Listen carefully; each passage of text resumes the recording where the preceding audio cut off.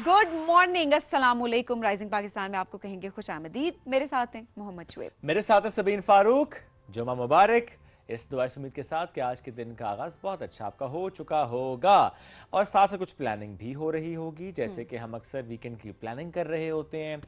वो लोग जो कि अपने पेरेंट्स से दूर रहते हैं, उनकी कोशिश होती है कि वो पेरेंट्स की तरफ विजिट कर लें। शादीशुदा लोगों की ख्वाहिश ये होती है कि एक दिन ससुराल का चक्कर भी लगवा दिया जाए। ये साथ टाइम स्पेंड कर लें। वक्त हाँ, नहीं मिलता ना, ये हाँ, भी एक बड़ा मसला होता है कि जॉब एंड देन जो रूटीन चल रही होती है पूरे वीक की, तो वीकेंड होता है कि आप थोड़ा प्लान कर लेते हैं कि घूमने फिरने का प्लान होता है, डिनर का, लंच का, कोई भी प्लान हो सकता है। सो आपका क्या प्लान है, हमें ज़रूर बताएं कि वीकेंड आप किस तरीके से स्पेंड करते हैं। क्योंकि एक तो होता है कि बस सो के गुजार देना, वो भी कभी कभी अच्छा होता है क्योंकि आपकी बॉडी को भी रेस्ट की ज़रूरत होती है, आपके दिमाग को रेस्ट की ज़रूरत होती है। लेकिन अपने आप को इतना एग्जॉस्ट ना कर दें कि हर वीकेंड ही आपका सोते हुए गुजरे और आप कुछ प्रोडक्टिव ना कर सकें। प्रोडक्टिव सिर्फ ये नहीं होता कि आपने ऑफिस के काम में प्रोडक्टिविटी दिखानी होती है, फैमिली को टाइम देना, कनेक्ट करना, ये भी प्रोडक्टिव टाइम होता है। और घर को वक्त देना असल में, क्योंकि पूरा वीक आप मसरूफ होते हैं और ऐसे में समहाउ कुछ ना कुछ ऐसे काम होते हैं जो कि आपने वीकेंड के लिए छोड़ रखे होते हैं। डीप अच्छा, वो भी तब ज्यादा हो जाती है जब किसी ने आना होता है, तो आप कहते हो आज गेस्ट ने आना, तो आप जरा ज्यादा फोकस हो जाते हैं उस मामले में। हालांकि कौन से गेस्ट ने आके आपके सीधा जाके किचन में कैबिनेट खोल के दराज खोल के देखना है। कर भी लेते हैं। अच्छा, ओके फाइन। मतलब अगर आपको पानी पीना है, ग्लास अगर आपको चाहिए तो अक्सर गेस्ट होते हैं कि वो, लेकिन ये आपके दिमाग में मैं खुद ला के लेकिन पता है तो आपके दिमाग में कुछ ना कुछ चल रहा होता है ना कि नहीं ये भी सही होना चाहिए, ये भी साफ होना चाहिए, और जो कि एक अच्छी आदत भी है।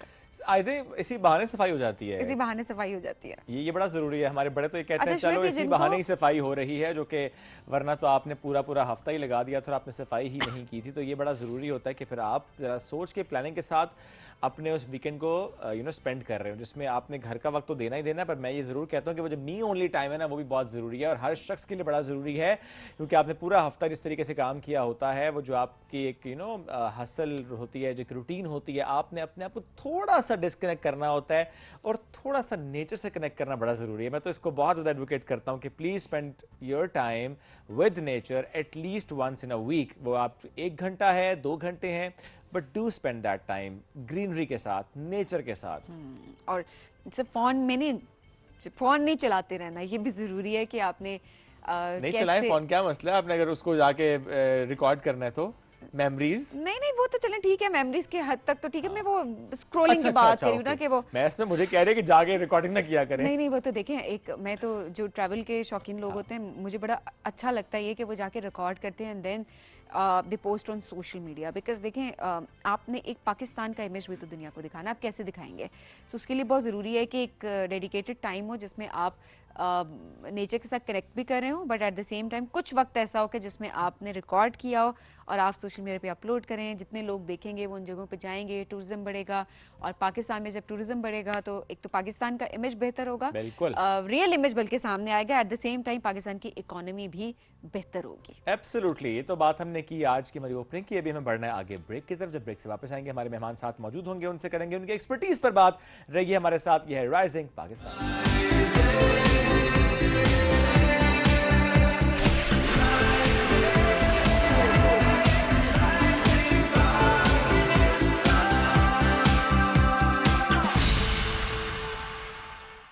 अंकल, एक कुरकुरे। कुरकुरे ही क्यों?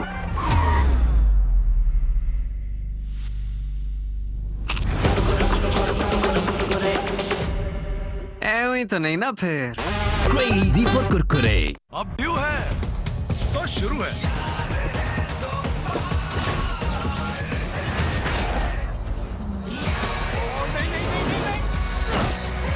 ये कमेंट, ये व्यू और ये माउंट।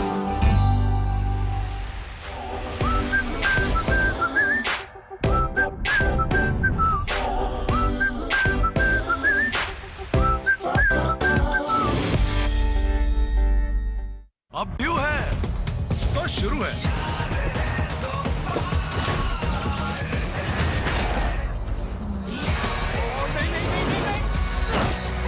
ये कमेंट, ये व्यू और ये माउंटेन ड्यू। अंकल, एक कुरकुरे। कुरकुरे ही क्यों?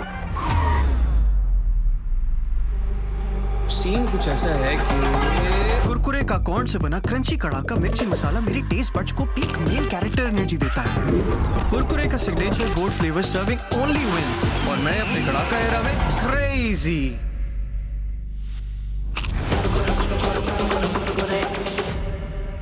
ऐਵੇਂ ही तो नहीं ना फिर। Crazy for Kurkure. जिंदगी के लम्हात अच्छी यादों में ढल जाएं, तो इससे बेहतर और क्या बात होगी। हम आपकी यादों में खुशियां शामिल करते हैं हर वीकेंड पर अपने शो वीकेंड एट होम में।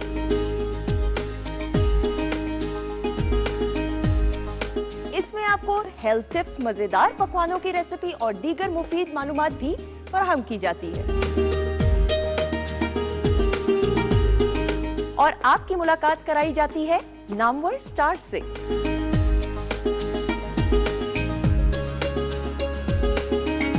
अपने लम्हों को खूबसूरत बनाने के लिए देखते रहिए वीकेंड एट होम सिर्फ पीटीवी नेटवर्क पर।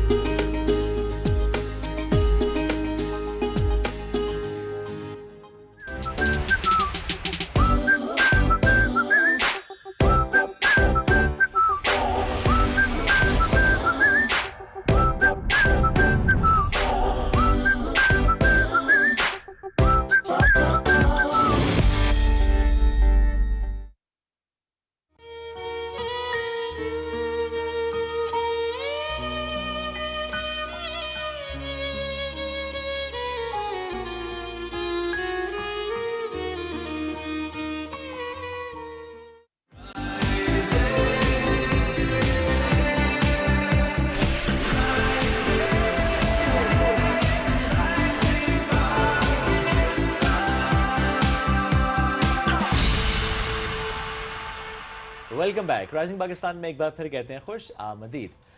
हम अक्सर सेहत को लेकर, वज़न को लेकर, डाइट को लेकर, एक्सरसाइज को लेकर, स्लीप को लेकर, डेफिशिएंसीज को लेकर, मल्टीविटामिन्स को लेकर बहुत ज़्यादा सवाल कर रहे होते हैं। और हर शख्स पे आई मीन उसका थोड़ा इम्पैक्ट डिफरेंट भी होता है। कुछ को एक्सरसाइज करने से फ़ौरन इम्पैक्ट नज़र आ जाता है, कुछ को थोड़ा ज़्यादा वक्त लग जाता है, कुछ को ये लगता है कि डाइट से फ़ौरन इम्पैक्ट आया है, कुछ को उससे थोड़ा इम्पैक्ट नहीं आ रहा होता। कुछ ना कुछ गलतियाँ जो कि हम करते हैं, but again I think her body different भी होती है, इसलिए भी थोड़ा सा इम्पैक्ट डिफरेंट होता है।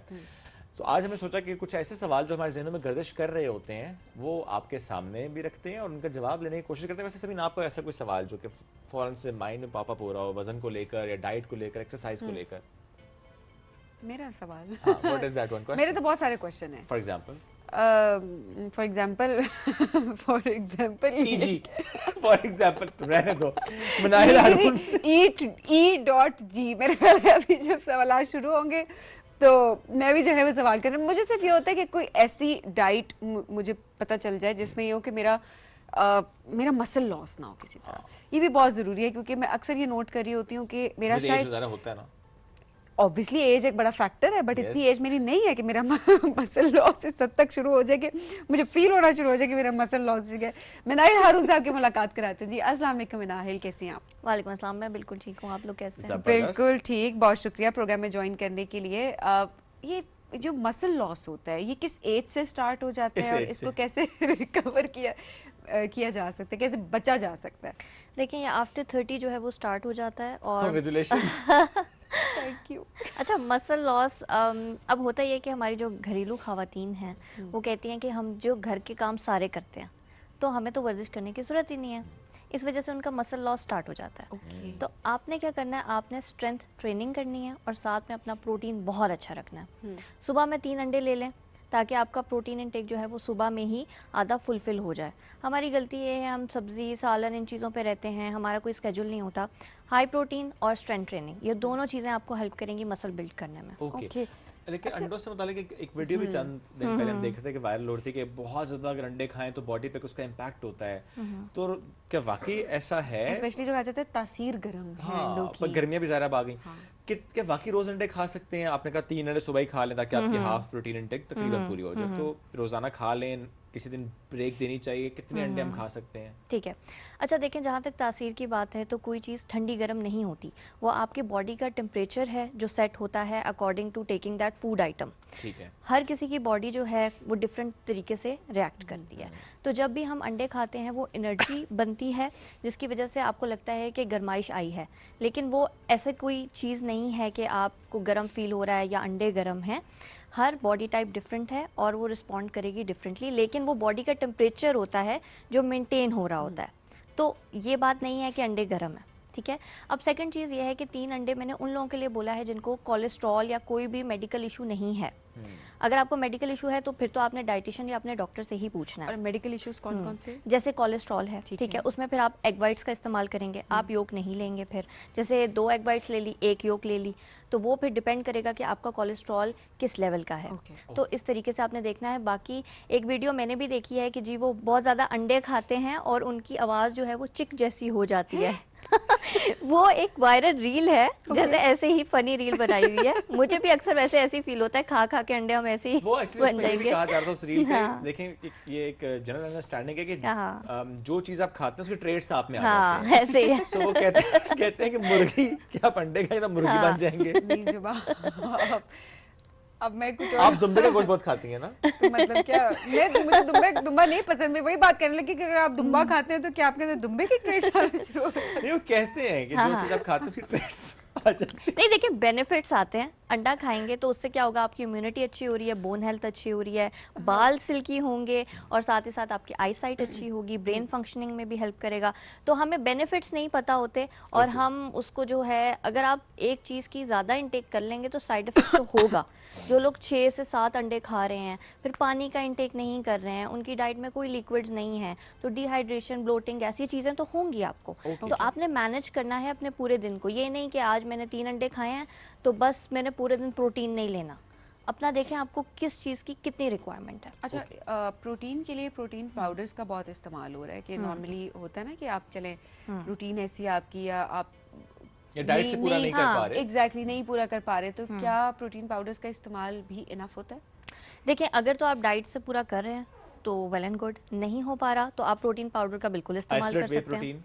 हाँ जी, वो इस्तेमाल हाँ जी, कोई भी आप प्रोटीन पाउडर का इस्तेमाल कर सकते हैं। और आप ये भी कर सकते हैं कि आप चने लें, उसका पाउडर बना लें, उसके अंदर फूल मखाने का पाउडर बना लें और उसके अंदर आप ये अपना प्रोटीन पाउडर भी ऐड कर दें, तो वो आपको काफ़ी सारा प्रोटीन जो है वो मिक्सचर में मिल जाएगा।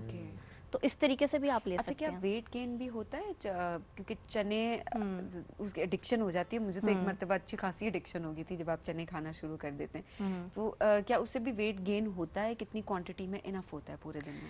देखिए, फिर वही बात करूंगी, आपकी कैलोरीज पे डिपेंड करता है, लेकिन यह है कि प्रोटीन पाउडर भी आप 3 स्कूप से ज़्यादा ना लें। कोशिश करने के साथ में प्रोटीन भी है। हम क्या करते हैं कि हम बस एक दफ़ा प्रोटीन पाउडर ले आए तो डब्बी ख़त्म करनी है, वरना ख़राब हो जाएगी। तो जो आपकी हेल्थ ख़राब हो रही है, आप पहले उसको देखें। बॉडी वेट के हिसाब से आपको पता होता है कि आपने कितना प्रोटीन ऐड करना है इसमें। ऐसे ही है। What is emotional eating? देखिए, इमोशनल ईटिंग एक ऐसी चीज़ है जिसमें आपको पता नहीं चलता और आपकी जो हैप्पीनेस है वो सारी फूड पे आप लिंक कर देते हो। जैसे ये होता है कि हम पूरे दिन में अगर खाना नहीं खाएंगे तो हमें खुशी नहीं मिलेगी। तो इमोशनल कुछ लोग होते हैं वो एडिक्ट होते हैं, वो हर 1 मिनट बाद बादाम खा लिया, चॉकलेट खा ली, बिस्किट खा लिया, अब क्या खाना है। जो लोग खाने के बारे में ही पूछते रहते हैं और हर 1 मिनट बाद खाते रहते हैं और जिनको लगता है कि ज़िंदगी का मकसद ख़त्म हो जाएगा अगर वो खाना नहीं खाएंगे, तो ऐसे लोगों को है इमोशनल ईटिंग का मसला। अब ये आता है स्ट्रेस की वजह से और इसमें ये करना है कि आपने अपनी स्ट्रेस को जो है वो कोप करना है। या तो आप किसी साइकोलॉजिस्ट से थेरेपी ले सकते हैं या आपने हाई मैग्नीशियम डाइट का इस्तेमाल करना होता है फिर, जिसमें बादाम आ गए, फ्लैक्सीड आ गया, मल्टीविटामिन्स भी आ सकते हैं, मैग्नीशियम का सप्लीमेंट भी आ सकता है। तो बेसिकली आपने स्ट्रेस को कंट्रोल करना है। मैग्नीशियम क्या करता है हमारी बॉडी में? बिकॉज़ ये आपने सप्लीमेंट की बात भी की ना, तो मैग्नीशियम ग्लाइसिनेट की बहुत ज़्यादा बात होती है, स्पेशली रात को सोने से पहले उसका जिक्र कर रहे होते हैं कि वाकई उसका एक बहुत इंपॉर्टेंट रोल है हमारी बॉडी में। हाँ जी, ऐसा ही है। अगर आपको स्ट्रेस रहता है तो उसको स्ट्रेस को भी कंट्रोल करता है और बाज़ दफ़ा बॉडी में जो मैग्नीशियम है वो डिप्लीट हो जाता है जब आप बहुत ज़्यादा स्ट्रेस लेते हैं। ठीक है। तो वो जैसे ही मैग्नीशियम फुलफिल होता है तो फिर आपके स्ट्रेस लेवल्स ठीक हो जाते हैं। तभी जब मैग्नीशियम ग्लाइसिनेट खाएं तो नींद अच्छी आती है। हाँ, ऐसा ही है। स्ट्रेस लेवल थोड़ा डाउन हो जाता है। किन चीज़ों में मैग्नीशियम होता है? आपने बादाम की बात की। एलमंड्स में, वॉलनट्स में, फ्लैक्स सीड में, और सप्लीमेंट फॉर्म में भी आप मैग्नीशियम को ले सकते हैं, और डार्क चॉकलेट में। अच्छा, जो सप्लीमेंट्स हैं वो ज़्यादा बेहतर नहीं होते हाँ जी। ओवरऑल? बिकॉज आपको क्वांटिटी नहीं पता होती ना कि क्या है। तो सप्लीमेंट होता है कि आप चलें एक टैबलेट ले रहे हैं एंड देन इट्स इनफ, आपको पता होता है कि अच्छा हाँ उसका जी। एक इम्पैक्ट आएगा आपकी बॉडी पे। सो क्या बेहतर फॉर्म अपने, बिकॉज देखिए एनवायरमेंट, अब लोग कहते हैं डाइट के थ्रू, इट्स बेटर कि आप डाइट के थ्रू लें, लेकिन हर किसी को अवेयरनेस नहीं है ऐसे ही कब है। क्या या चीज़ डाइट खानी ऐसी है, नहीं है। कि डाइट नहीं है, कितनी क्वांटिटी में कोई चीज़ें नहीं है। तो अब जिस तरह से हमारे लाइफस्टाइल हो चुका है, इन्वायरमेंटल चैलेंजेस हमारे मेंटल हेल्थ पे भी हैं और हमारी फिजिकल हेल्थ पे भी वो अब सामने आ रहे हैं। तो isn't it better कि बस आप सप्लीमेंट लिए लें, इट्स फाइन? देखिए, सप्लीमेंट लेने का एक तरीका होता है कि आपने 3 मंथ्स कोई भी सप्लीमेंट लेना होता है और फिर 3 मंथ्स डिसकंटिन्यू करना Okay. होता है। तो एक बात ये इंपॉर्टेंट है। सेकंड बात ये है कि आप अपने ब्लड टेस्ट करवा लें। ब्लड टेस्ट करवा लेंगे तो ज़्यादा एश्योरिटी हो जाएगी। अभी पिछले दिनों मेरी क्लाइंट थी, जैसे आपको पता है विटामिन डी तो हर कोई ले रहा होता है, सन एक्सपोजर नहीं है, बिल्कुल। तो उन्होंने विटामिन डी सप्लीमेंट्स वो कब से ले रही थी, उनको 1 ईयर 2 ईयर हो गए वो थे, तो toxic और उन्होंने छोड़ा नहीं था। तो अब क्या हो रहा था कि उनका वजन ना कम नहीं हो पा रहा था। तो जब वजन कम नहीं होता तो मैं कुछ ब्लड टेस्ट करवाती हूँ, तो मैंने उनका विटामिन डी का करवाया तो वो हाई लेवल पे हुआ था, और जिसकी वजह से बॉडी में इन्फ्लेमेशन हुई थी और उनका वजन ज़्यादा आ रहा था। फिर जैसे ही उन्होंने सप्लीमेंट छोड़ा है, थोड़ा सा डिटॉक्स किया, तो उनका वेट ठीक हो गया। मैं उस दिन भी शो में बता रही थी कि एक दफ़ा मेरे साथ भी ऐसे हुआ था कि मुझे भी अवेयरनेस नहीं थी कि कितना, बिकॉज विटामिन डी डेफिशिएंसी मुझे बाय बर्थ थी। तो वो जिनको बाय बर्थ होती है वो आप कभी, मतलब मुश्किल ही होता है कि आप सप्लीमेंट के बगैर पूरी कर सकते हैं, नो मैटर व्हाट। सो मेरा भी 115 पे चला गया था उस टाइम पे, और मुझे वही सिम्टम्स आ रहे थे जो कि डेफिशिएंसी में आ रहे, बल्कि उससे सिवियर हो गए थे। तो मैं तो इस वजह से डॉक्टर के पास गई कि शायद मैं जो कम हो ले गया। रही हूँ सप्लीमेंट, उसका मुझे फायदा नहीं हो रहा, तो मेरे सप्लीमेंट चेंज कर दें विटामिन डी के। तो उन्होंने मुझे टेस्ट कराने का, टेस्ट करवाओ, तो वो किया तो वो टॉक्सिक उस पे क्वांटिटी में और दिया आपको हुआ पता था। है किडनी और लिवर आपके फंक्शंस सारे ख़राब हो जाते हैं। तो अच्छा, ये जो आपने टेस्ट की बात की, because बहुत से लोग जिनको अवेयरनेस नहीं है कि टेस्ट करा लेने चाहिए अगर थोड़ा डिफरेंस आपका आ रहा है, specially when you are near 40। So कौन से ऐसे टेस्ट हैं डेफिशिएंसीज जिसमें सामने आ सकते हैं, या ये मालूम हो जाता है कि अच्छा किसी की टॉक्सिक लेवल पे आप पहुंच चुके हैं? तो once you are about to 40 या वंस यू आर क्रॉसिंग 40, कौन से ऐसे टेस्ट करा लेने चाहिए? अच्छा देखिए, अगर आपका हेयर फॉल हो रहा है, अगर आपको ब्रीदिंग प्रॉब्लम होता है, स्टेयर्स चढ़ते हैं तो जैसे सांस चढ़ गया है, इसके अलावा अगर आपको पेलनेस हो रही है स्किन की, तो आप आयरन का टेस्ट करवा लें। ठीक है, आयरन किन चीज़ों से मिलता है? स्पिनच से मिल जाएगा, आपको बीटरूट से मिल जाएगा, इसी तरह आप सप्लीमेंट्स ले सकते हैं। सेकंड जो है मोस्ट कॉमन, वो है B12 डेफिशिएंसी। इसमें ये होता है कि आप थके थके रहते हैं, आपके बोन्स में पेन होती है, और बाज़ दफ़ा स्वेलिंग भी आती है फेस की, और हैंड और फीट के नीचे टिंगलिंग भी फील होती है, ऐसे पिंचेस फील होते हैं। ठीक है, तो आप अपना B12 का टेस्ट करवा लें, क्योंकि जो बड़ा गोश्त है, छोटा गोश्त है, वो बहुत सारे लोग नहीं ले रहे होते, बीफ मटन नहीं लेते, तो उन लोगों में ये ज़्यादा डेफिशिएंसी पाई जाती है। थर्ड, फिर आप CBC करवा सकते हैं, उसमें आपको कम्प्लीटली पता चल जाएगा। लिपिड प्रोफाइल करवा सकते हैं, जिसमें आपको कोलेस्ट्रॉल और इन सारी चीज़ों का पता चलेगा। और लास्टली आप अपनी डेफिशिएंसीज़ को इसी तरह पूरा कर सकते हैं कि आप फिर डॉक्टर से कंसल्ट करके कोई मल्टीविटामिन स्टार्ट कर लें। ओके, यानी एक तो ब्लड CP हाँ जी, आई थिंक करा लेना चाहिए, हाँ इसमें जी। थोड़ा सा वो बेस लाइन आ जाता ऐसे है। ही है। B12, हाँ। आयरन, और विटामिन डी भी करवा लें आप। So B12, vitamin D and that's it. या दैट्स तो it, easy lipid profile. Lipid तो प्रोफाइल। ये इनफ होता है ओवरऑल। अच्छा हाँ जी। मनाहिल, आजकल सोशल मीडिया पे चुकंदर से रिलेटेड भी बहुत सारी पाउडर उसका वीडियोस ना? चल रही हैं। पाउडर नहीं, वो ये कहते हैं कि चुकंदर जो है वो आप ना खाएं अगर आपको ज़रूरत नहीं है। ब्लड प्रेशर लो हो जाता है उससे, और बहुत सारे उसके, क्योंकि एक टाइम था हम उसके सिर्फ फ़वाइद देख रहे थे, स्किन का ये फ़ायदा होता है, जूस बना के पिएं, सैलड्स में ऐड कर दें। अब कहते हैं कि चुकंदर का इस्तेमाल कम से कम कर दें, क्योंकि वो गर्मियाँ भी आ रही हैं, आपका BP ऑलरेडी लो रहता है, तो कहते हैं जी और लो हो जाएगा। इज इट ट्रू, या ये भी मिथ है जो सोशल मीडिया पे सर्कुलेट कर रही है? देखिए, ये उन लोगों के लिए जिनका BP प्रॉब्लम है, जिनका BP लो ही रहता है, तो अगर वो चुकंदर का इस्तेमाल करते हैं तो उससे उनका BP और ज़्यादा लो हो जाता है, तो उन लोगों ने ये अवॉइड करना है। बाकी सबके लिए इट इज़ सूटेबल। आप पानी में डाल दें चुकंदर को, ठीक है, उससे क्या होगा, पानी लाल सा हो जाएगा, उसमें चुकंदर के थोड़े से बेनिफिट्स जाएंगे। आप वो पानी पिएं, वो आपकी बॉडी को डिटॉक्स करेगा, लेकिन वो आपको कोई नुकसान नहीं देगा। Okay. ठीक है। ठीक है। अगर आप चुकंदर को वैसे ही उसकी फॉर्म में, कच्ची फॉर्म में खा रहे हैं, तो वो आपको एसिडिटी, ब्लोटिंग, कॉन्स्टिपेशन ये मसले करवाएगा। सही। तो माइट बी पॉसिबल इस वजह से जो है वो अब लोग इसको रेकमेंड नहीं कर रहे। ओके अच्छा, जो पाउडर फॉर्म में बहुत ज़्यादा ब्रांड्स अब आ गए हैं, हमें नजर आते हैं जी। आप 1 महीना सिर्फ ये रोजाना 2 चम्मच पानी में घोल के पी जाएं तो आप देखेंगे जिंदगी में कितनी तब्दीली आ जाती है। तो इसका काम खराब हो जाएगा। अगर जिंदगी रहेगी तो तब्दीली आएगी ना। ऐसे ही है। ना पिए फिर ये। नहीं, देखिए आप वीक में 2 दफ़ा ले लें। ठीक है। और अगर चुकंदर का पानी ले रहे हैं आप, या चुकंदर का जूस ले रहे हैं, तो वो आपके लिए बेनिफिशियल है। लेकिन वहीं अगर आप चुकंदर कच्ची खा रहे हैं और आपको ऑलरेडी कॉन्स्टिपेशन का मसला है, गैस का मसला है, ब्लोटिंग का मसला है, तो वो और ज़्यादा प्रोसीड होगा। बिल्कुल ठीक है। अच्छा, वेट चेक करने का सही वक्त कौन सा होता है? कुछ लोगों को बहुत क्यूरोसिटी रहती है, अच्छा ऐसे ही हमारा कितना पॉइंट समथिंग जो है वो भी वो नोट कर रहे होते हैं कि कब उसमें चेंजेस आ जाएगी। मैंने अक्सर लोगों को देखा खाना खाया वेट मशीन पे चढ़ गए। हाँ, Best मेरे time क्लाइंट्स कौन भी सा? ऐसा करते हैं, बाहर खा के आएंगे, अगले दिन सुबह वेट करेंगे और कहेंगे हमारा वजन बहुत ज़्यादा हो गया है। तो ऐसा बिल्कुल नहीं करना आपने।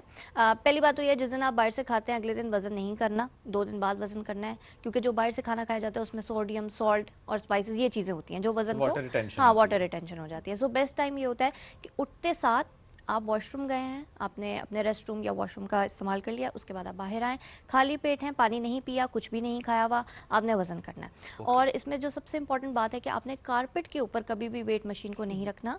आपने वुडन फ्लोर या टाइल फ्लोर के ऊपर फ्लैट सरफेस के ऊपर। नहीं, बहुत सारे लोगों ने कारपेट के ऊपर रखा होता है। नहीं, मैं वही कह रही हूँ कि वजन कम आता है ना कारपेट के ऊपर। अगर कुछ लोगों का ज्यादा आता है, कुछ का कम आता है, कुछ का फ्लक्चुएट होता है। वेट हाँ। मशीन पागल हो जाती है। पागल हो जाती है। और आप भी।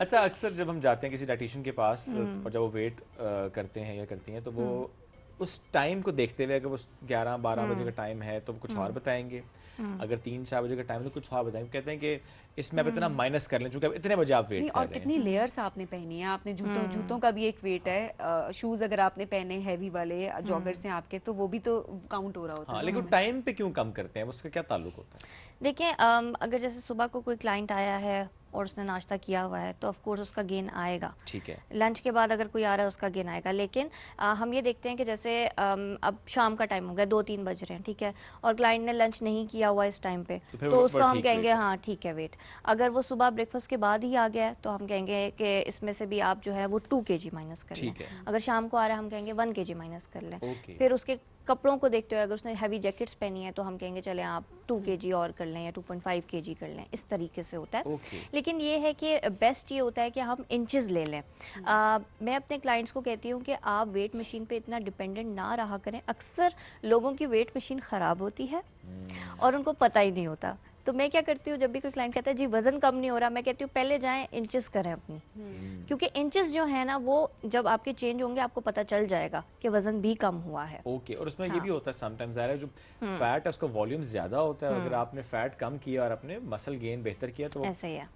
तो उसका इम्पैक्ट जरा डिफरेंट आएगा। वेट मशीन कुछ बताएगी लेकिन आईना सच बताएगा। हाँ जी, बल्कि आप ऐसा खुद ही भी है। अच्छा फील करेंगे फॉर हाँ, श्योर। ऐसे ही है। अच्छा, ऐसे में जो वेट की हम बात फिर से करते हैं, because last week we talked about it. अक्सर लोग कहते हैं कि अच्छा हमने वेट लॉस शुरू किया, 1 महीना 2 महीना 2-3 किलो पर मंथ उनका लूज हो रहा था, लेकिन फिर एक जगह पर स्टक हो गया। अब वो सेम डाइट भी कर रहे हैं, एक्सरसाइज भी कर रहे हैं, जो भी उनका एक रूटीन थी उसको फॉलो तो कर रहे हैं, बट वो वेट स्टक हो गया है। स्टक क्यों हो जाता है वेट? अच्छा देखें, पहली बात यह है कि अगर आप अपने बॉडी के मुताबिक नहीं खाते हो, अगर आप 1200 कैलोरी से स्टार्ट ले रहे हैं तो फिर उसके बाद आपको डेफिसिट देना पड़ेगा। 15 दिन बाद या 20 दिन बाद आप डेफिसिट देंगे। सेकंड चीज़ इसमें बहुत इंपॉर्टेंट वो ये है, कुछ लोग कहते हैं हम कम खाते हैं लेकिन फिर भी अब आके हमारा वेट जो है वो स्टक हो गया। इस ड्यूरेशन में आपने अपनी कैलोरीज को इंक्रीज करना होता है, क्योंकि बॉडी जो है उसको कम कैलोरीज की आदत होगी है, अब उस पर वो कोई आपको अफेक्ट नहीं देगा। लेट्स से मेरे पास कोई 70 kg का क्लाइंट है, 1200 कैलोरी पे था कोई 2 महीने से, अब उसका वेट स्टक है, तो मैं क्या करूँगी 70 kg के अकॉर्डिंग, उसकी बॉडी टाइप के अकॉर्डिंग, फैट लॉस के अकॉर्डिंग उसकी कैलोरीज में ले जाऊँगी 1700 पे, जैसे मैं ले गई, ठीक है, तो उस पर भी वो लूज़ करना शुरू कर देगा। अच्छा। हाँ जी, क्योंकि वो फैट लॉस स्टार्ट हो जाएगा। देखें, बॉडी का मसल जितना जाना था क्रैश डाइटिंग से वो जा चुका है, अब उसने और नहीं जाना। इस वजह से वेट स्टक हो गया। तो अब हम क्या स्ट्रैटेजी अप्लाई करेंगे कि हम उसका फैट कम करवाएंगे, जो एक सही तरीका होता है और हम लोग नहीं करते हैं। मसल देखें दोबारा रीगेन भी हो जाता है, ज़रा सा आप जूस पियेंगे, ज़रा सा कुछ खाएंगे, मसल दोबारा बनेगा, वेट वापस वैसे का तो वैसे। असल मसला वैसे भी फैट का था। हाँ, और मसल तो आपके ऑर्गन्स के प्रोटेक्शन के लिए ज़रूरी है। कुछ लोग हैं वो मसल को इतना गिरा देते हैं कि वो मैल नरिश हो जाते हैं फिर।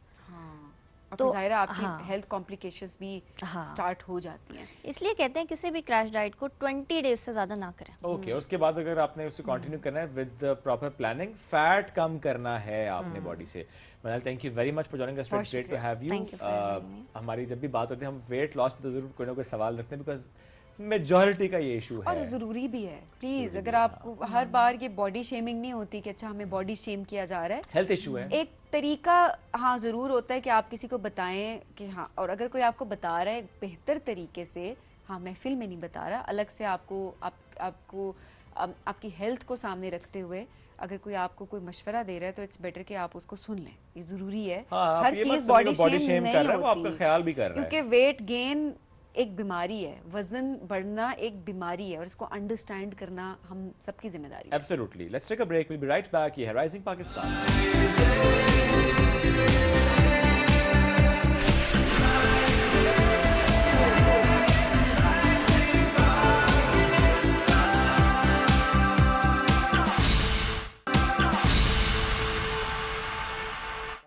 रिस्पॉन्ड कर रहे हैं। देन मेरा इनके साथ डायलॉग हुआ, मैंने इन्हें थोड़ा सा गाइड किया कि अगर ये आप कर सकते हैं तो you can go for this.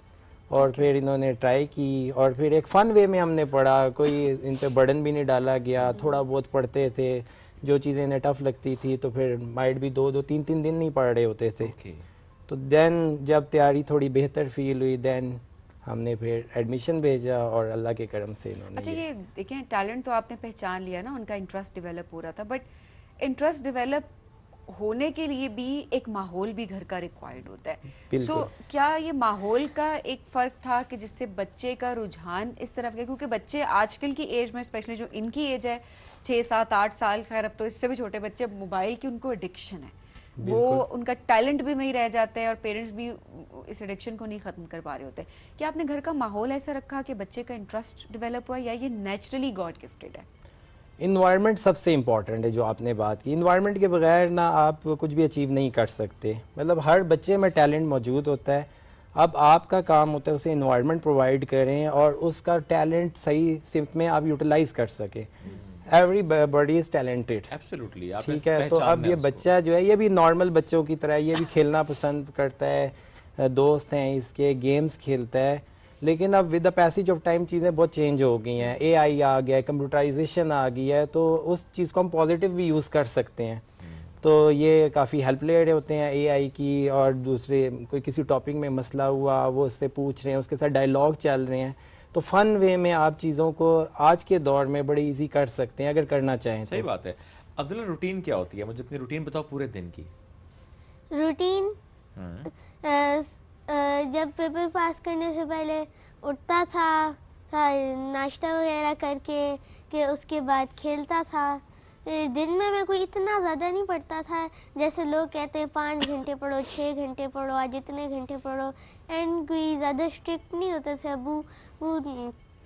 तो फिर मैं खेलता था, फिर कभी आ जाता था पढ़ने। अगर टॉपिक आसान लगे तो थोड़ा सा ज़्यादा पढ़ लेता था, मुश्किल लगे समझ न आए तो फिर कम पढ़ लेता था। आप स्कूल नहीं जाते? नहीं, अब होम स्कूलिंग करता हूँ। ओके, होम स्कूलिंग में रूटीन आपने कैसे मैनेज की हुई है? Basically he was going to school. Okay. जब पेपर देने लगे तो फिर हमने डिसकंटिन्यू किया उसके, क्योंकि कंसंट्रेशन थोड़ी चाहिए थी। तो नॉर्मल बच्चों की रूटीन इनकी रही, सुबह ये 7 बजे वैन आती थी, स्कूल चले जाते थे, 2-3 बजे आए, फिर होमवर्क कर रहे होते थे। तो ये with the passage of time थोड़ा सा हमें देखना पड़ा कि पेपर दे सकते हैं या नहीं। तो ये जो थोड़ी सी ऑफ स्कूल जो ही है रूटीन इनकी, ये पेपर के आसपास। अभी आपने क्या सोचा है, स्कूल नहीं जाएगा? अभी ये नेक्स्ट पेपर की प्रिपरेशन कर रहे नो हैं। स्कूल। इनका पेपर है 20 दिन बाद। अच्छा, अभी जो इन्होंने पेपर दिया है वो सिर्फ पहला पेपर दिया है ये? जी, पहला पेपर। ओके, और नेक्स्ट पेपर की तैयारी चल रही है? यस जी। अच्छा, वैसे ये लोगों का भी सवाल होगा और मुझे भी शायद एक चीज़ ये लग रही है कि बच्चा ओवरबर्डन नहीं हो रहा सिर्फ क्योंकि टैलेंट तो उसके अंदर है नो मैटर व्हाट, और ये बहुत अच्छी बात है कि अगर अपने इंटरेस्ट से लेके चल रहा है और वो ओवरबर्डन फील नहीं कर रहा। But somehow I just feel like कि शायद ये जो खेलने कूदने के बच्चे की एक एज भी होती है ना, और वो एक गैप हो रह जाता है कहीं ना कहीं, तो वो एक बैलेंस क्रिएट करना क्या आपके लिए एज अ पेरेंट मुश्किल हो रहा है? थोड़ा सा टफ होता है, नॉर्मल बंदा शायद ये ना कर सके। Actually I am teaching from so many years, तो मैं बच्चों के माइंड रीड करके फिर मैंने अपने सीए के मैं स्टूडेंट्स को पढ़ाता हूँ, सीए फाइनल के स्टूडेंट्स को पढ़ाता हूँ, तो मेरे लिए बहुत बड़ा चैलेंज होता है इतने टफ सब्जेक्ट्स टीच करना। तो वो फिर जो हमारे सीए फाइनल के नॉर्मली स्टूडेंट्स होते हैं वो सुबह 9 बजे अपनी फर्म्स में जाते हैं, फिर शाम 6 तक वो वहाँ पे काम करते हैं, उसके बाद वो हमसे क्लास लेने आते हैं। तो उन्हें एक टफ सब्जेक्ट समझाना एक टफ काम होता है हमारे लिए, तो उसे हमें उन बच्चों को हमें इजी करके बताना होता है। दे आर टायर्ड, तो वो चीज़ मुझे काफ़ी, उस चीज़ ने काफ़ी हेल्प की बच्चे की ग्रूमिंग करने में, क्योंकि टफ कॉन्सेप्ट को बहुत इजी करके बताना है, फ़न वे में बताना है। बच्चा ज़ाहिर बात है आप उसे फोर्स नहीं कर सकते इस एज में, वो जब फ़न करना चाहेगा वो फ़न करेगा। और मैंने इनको हमेशा ये कहा है कि आपने अपने बैलेंस लेके चलना है, ठीक है, क्योंकि अभी इनकी खेलने कूदने की एज है, तो सिंपल चलना है, जितना हो सके करना है, नहीं हो सकता नो इशू नो प्रॉब्लम, आपने स्कूल जाना है आई एम रेडी। बट ये फिर मेरे साथ डायलॉग करते हैं, वो कहते हैं नहीं I am feeling okay comfortable, बल्कि ये मुझे कह रहे थे ये लाइफ तो मुझे थोड़ी आसान लग रही है। वो मुझे सुबह 6 बजे उठना पड़ता था, मैं स्कूल जाता था, गर्मी में आता था, फिर मुझे 5 सब्जेक्ट के होमवर्क करने पड़ते थे। अब मुझे आप 1 बाय 1 लेके चल रहे हैं, तो I am feeling comfortable and easy. और अच्छा दुनिया बदल भी रही है, अभी हम देखते हैं कि बहुत सी जगहों पर इसका रुझान आहिस्ता आहिस्ता सही लेकिन आ रहा है होम स्कूलिंग का, बट ज़रा उसके लिए राइट एक्सपर्टीज बहुत रिक्वायर्ड है। आप तो उस्ताद हैं, आपको पता है कि वो रूटीन कैसे रखना है। आप ये नहीं हो सकता अक्सर देखें होम स्कूलिंग के नाम पे मतलब बच्चे घर में और पेरेंट्स पे परेशान होते हैं कि बच्चे पूरा दिन फोन इस्तेमाल करते हैं, उनकी कोई रूटीन नहीं होती, वो खराब हो जाते हैं। तो आप बिल्कुल सही कह रहे हैं, तो ये नॉर्मल पेरेंट्स ये वाली स्ट्रेटजी पे नहीं जाएंगे, बिकॉज हमारे पास एक्सपर्टीज है, ठीक है ना, घर का माहौल ऐसा है, अगर आप वो नहीं दे सकते तो ये रिस्क नहीं लेना है आपने, क्योंकि बच्चे के कैरियर का भी सवाल है। और बच्चा एक दफ़ा अपने कैरियर से या अपनी पढ़ाई से आउट हो जाए तो फिर बहुत मुश्किल हो जाएगा उसको वापस लेके आना। But was it a difficult challenge for you, क्योंकि एक सोसाइटी का प्रेशर भी तो होता है ना हमारे यहाँ, आपका बच्चा किस क्लास में पढ़ता है, आपका बच्चा किस स्कूल में जाता है, तो आपने तो कहा जाता ही नहीं है। अब ये एक प्रेशर तो होता है ना हमारे यहाँ सोसाइटी का, तो आपने कैसे कूप अप किया ये एक डिसीजन लेना as a father, fine no school home schooling? Society का प्रेशर तो बहुत ही ज़्यादा था, तो इन्हें इवन जब ये पेपर दे रहे थे तो मैंने कहा किसी को बताने की ज़रूरत नहीं है, फेल हो जाएगा, मैंने कहा अगर फेल भी हो गया कोई इशू नहीं है, तो आप रिलैक्स रहो, ठीक है, आपने यही बताना है मैं ग्रेड 4 में पढ़ रहा हूँ।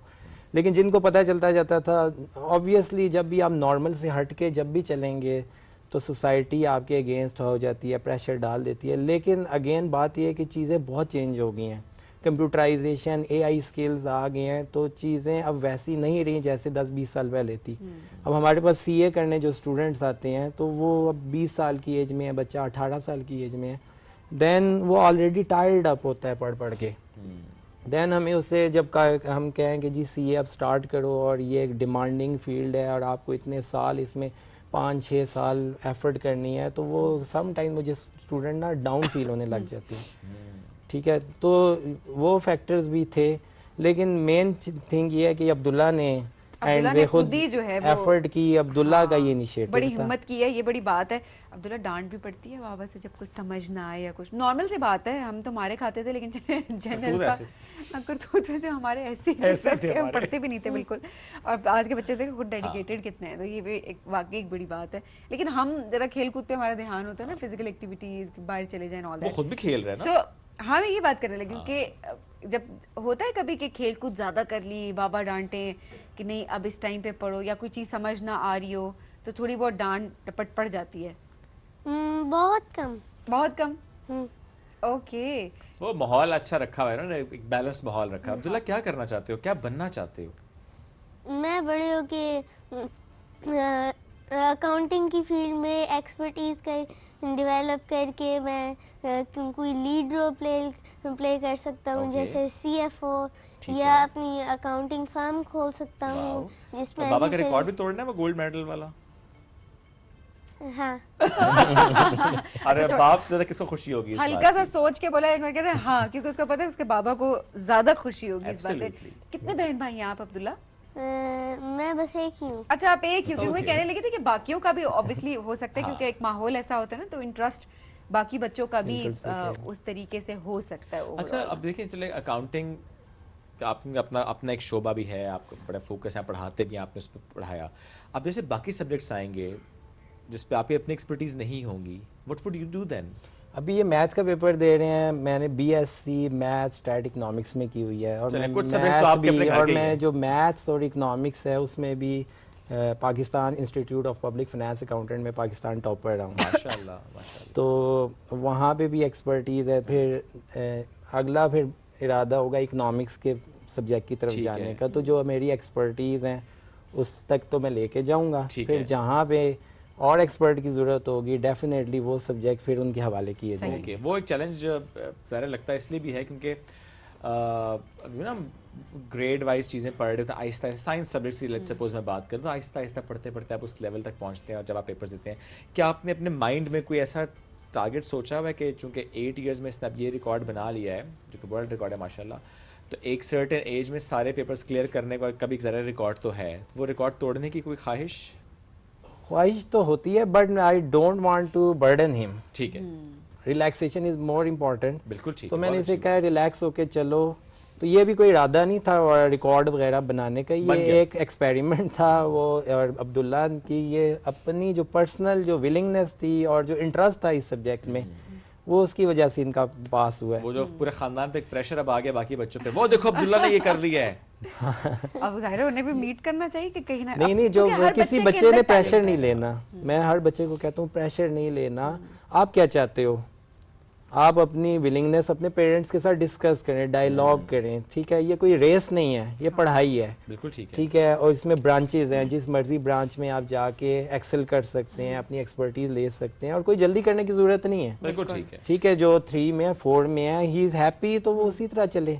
हाँ, हर इवन बच्चे ही का एक- if he wants to change any time we are ready. अच्छा, हर बच्चा अपनी पेस पे चलता है, हाँ, तो ये हर ज़रूरी है। बच्चा अच्छा, जो है- आखिर में ये ज़रूर कोई एडवाइस पेरेंट्स को देना चाहेंगे जिनके जो बड़े परेशान हैं कि उनके बच्चे पढ़ते नहीं हैं, पढ़ाई में उनका इंटरेस्ट डेवलप नहीं होता, स्कूल जाने से घबरा रहे होते हैं, किसी भी एज के बच्चे हों, और दिल नहीं कर रहा, ट्यूशन नहीं जा रहे, होमवर्क नहीं कर रहे, बिल्कुल इंटरेस्ट लूज़ किया हुआ है, कैसे डील करें उन बच्चों को?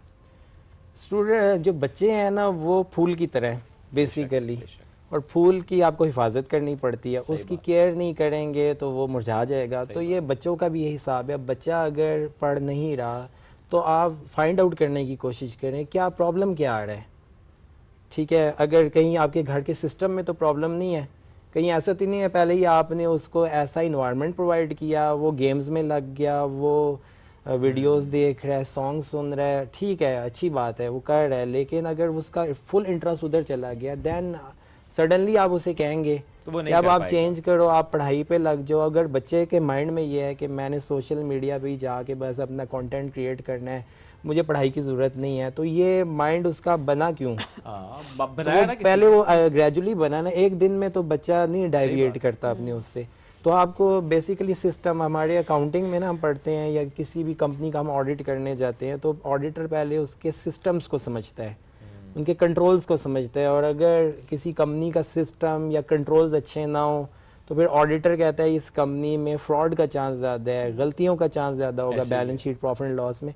तो यही आपकी लाइफ में भी, आपके घर पे भी अप्लाई होता है। आप अपने घर का सिस्टम अच्छा रखें, और बच्चा अगर डेविएट कर गया कोई एक दिन में, वो नहीं ठीक होगा। ग्रेजुअली ठीक होगा। अब जिसके उसे लिए आपको- ग्रेजुअली उसके साथ वर्कआउट करें, उसके साथ फन वे में उसके साथ इंटरेक्ट करें। बजाय इसकी डांटें या बजाय इसके आप बहुत ज़्यादा सख्ती करें, आप पहले माहौल दुरुस्त करें, पहले रूट कॉज को आइडेंटिफाई करें, उसको फिक्स करें, और फिर चीज़ें बेहतर होती हैं। Sir thank you very much, so good to have you. Thank you so much Abdullah, माशाल्लाह। इसी तरह से आगे जाओ, Good luck. हर पेपर पास करो, हमारे पास आते जाओ, ताकि हम आपसे और ज़्यादा इंस्पायर होते रहें। नाज़रीन, आप एक ब्रेक की तरफ पढ़ेंगे, ब्रेक से वापस आएंगे, रहिए साथ। ये है राइजिंग पाकिस्तान।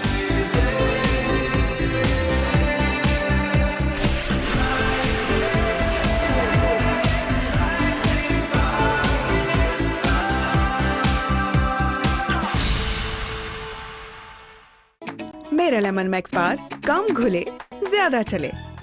क्यों? यकीन नहीं आता तो खुद देख लें। दूसरे बार बहुत जल्दी घुल जाते हैं, जबकि मेरा लेमन मैक्स बार सबसे कम घुले, तभी तो सबसे ज्यादा चले। लेमन मैक्स बार, कम घुले ज्यादा चले।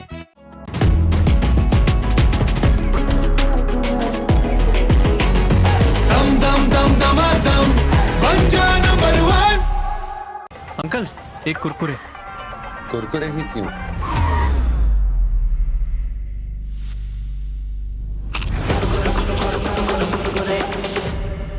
ऐਵੇਂ तो नहीं ना फिर।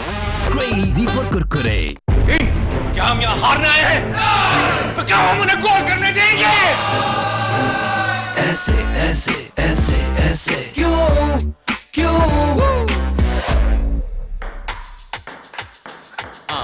ऐसे ऐसे ऐसे ऐसे क्यों क्यों?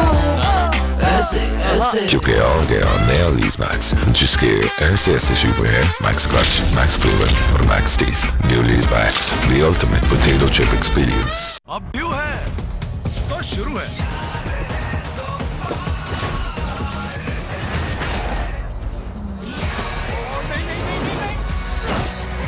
ये कमेंट, ये व्यू और ये माउंटेन ड्यू।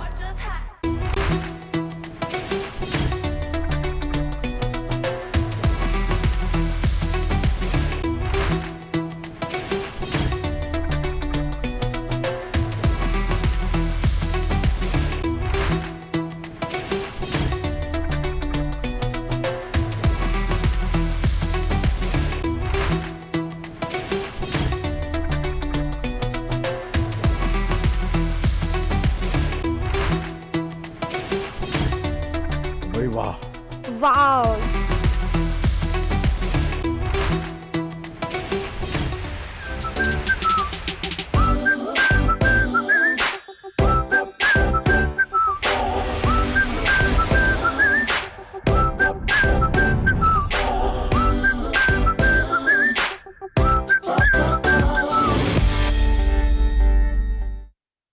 अब ड्यू है तो शुरू है।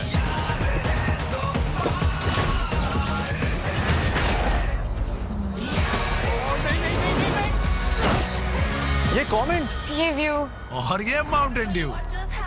अंकल एक कुरकुरे। कुरकुरे ही क्यों? सीन कुछ ऐसा है कि कुरकुरे का कॉर्न से बना क्रंची कड़ाका मिर्ची मसाला मेरी टेस्ट बड्स को पीक मेन कैरेक्टर एनर्जी देता है। कुरकुरे का signature gold flavour serving only wins, और मैं अपने कड़ाका एरा में crazy.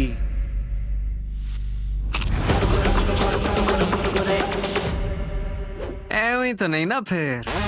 Crazy for Kurkure. Extra चीज?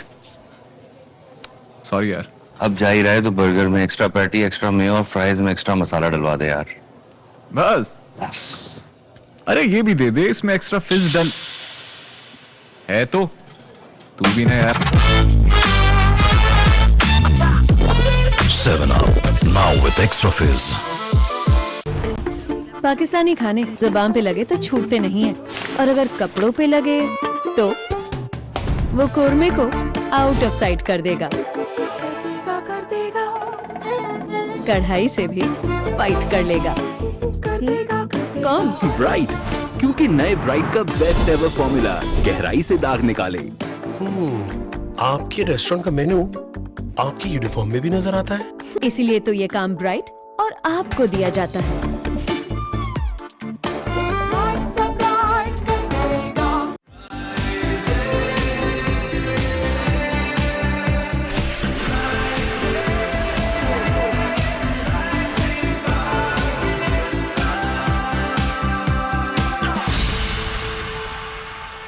Welcome back. राइजिंग पाकिस्तान में एक बार फिर कहते हैं खुश आमदीद। हम आ चुके हैं इस साइड पर, हमारे साथ मौजूद है सुमेरा मुनीर साहिबा। पहले भी हमारे शो में आ चुकी हैं।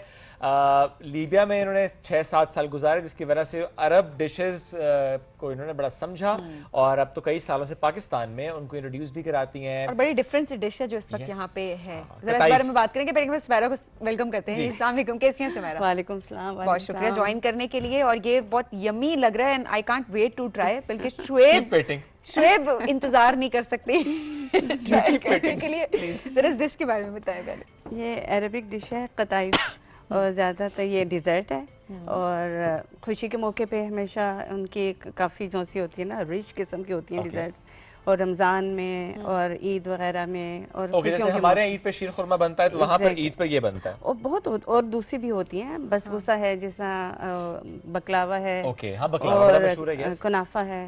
अच्छा अभी ये जो कताइफ है ये 2 तरह से आपने यहाँ पे रखा हुआ है थोड़ा एक्सप्लेन करें कि वाई इन 2 ये ways? जो ये वाले ना आप इसको स्वीट डम्पलिंग्स भी कह सकते हैं स्वीट डम्पलिंग्स हाँ तो ये जो सा ट्रेडिशनल ये है जिसमें एक वॉलनट्स और डेसिकेटेड कोकोनट और रेसन्स की फीलिंग होती है थोड़ा सा सिनेमन होता है और उसमें हनी भी होता है उसकी फीलिंग इसमें करते हैं और जो आउटर है ना ये आप कह सकते हैं क्रेप्स बनाते हैं सही पतला सा बैटर होता है उसको थोड़ा सा कुक करके फिर इसमें फिलिंग करते हैं इसकी बीच में और फिर उसको डीप फ्राई करते हैं डीप फ्राई करने के बाद इसको शीरे में डिप करते हैं आप करें ना साथ साथ इसको और फिलिंग 2 तरह की है ना पिस्ता है और ये है क्रीम वाली है इसमें व्हिपिंग क्रीम प्लस पिस्ताशियो से इसको आप ये तो नहीं बनाएंगे ना ये तो फ्राई करना पड़ता है ये फ्राई करते हैं ये बनाएंगे आपको ये बना सबीन प्लीज आप मीनवाइल आप वो ट्राई करके बताएं ना दूसरा वाला आप कंटिन्यू करें मैं चुपके से खाऊंगा बिल्कुल बिल्कुल ये मैं चाहती हूँ मैं उनका काम खराब ना करूँ तो सुमेरा आप मीनवाइल ट्राई करें श्वेत बताएं कैसे ये देखें इसको ना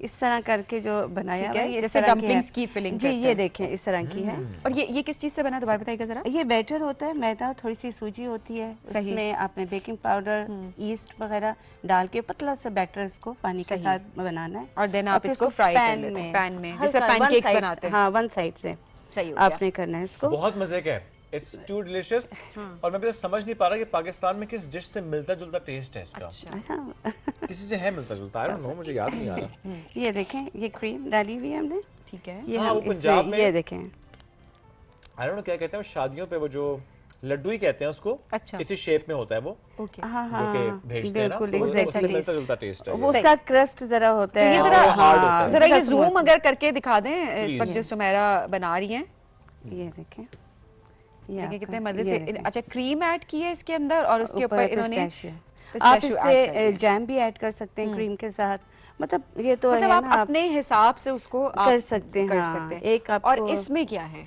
इसमें ये वाला है इसमें वॉलनट्स हैं नट्स वाला और हाँ डेसिकेटेड इसमें कोकोनट है ट्राई देखते हैं आप कौन सी किसकी बात करें आपको नहीं पता होगा उसका शायद वो इलाके की स्पेसिफिक है ना पंजाब में ज्यादा है उसके अंदर जो फिलिंग होती है वो सूजी की होती है देसी घी सूजी और नट्स उसमें भी होते हैं बहुत ज्यादा कॉमन है स्पेशली शादियों में वो काफी बड़े बड़े इस बड़े इतने बड़े साइज के होते हैं और शादियों के बाद स्पेशली ना पूरे खानदान में बांटे जाते हैं एग्जैक्टली समझ आया तुम्हें कुछ सी आई टोल्ड यू नहीं पता चलेगा तुम्हें तुम्हारा क्या ताल्लुक इन चीजों से actually I am just enjoying because वाकई टेस्ट है वो बहुत अच्छा है कितना इट्स रियली गुड और आई थिंक ये जो नट्स हैं वो इसको बहुत कॉम्प्लीमेंट कर रहे हैं तो ये देखें ये बीच में सा डालेंगे हम ये देखें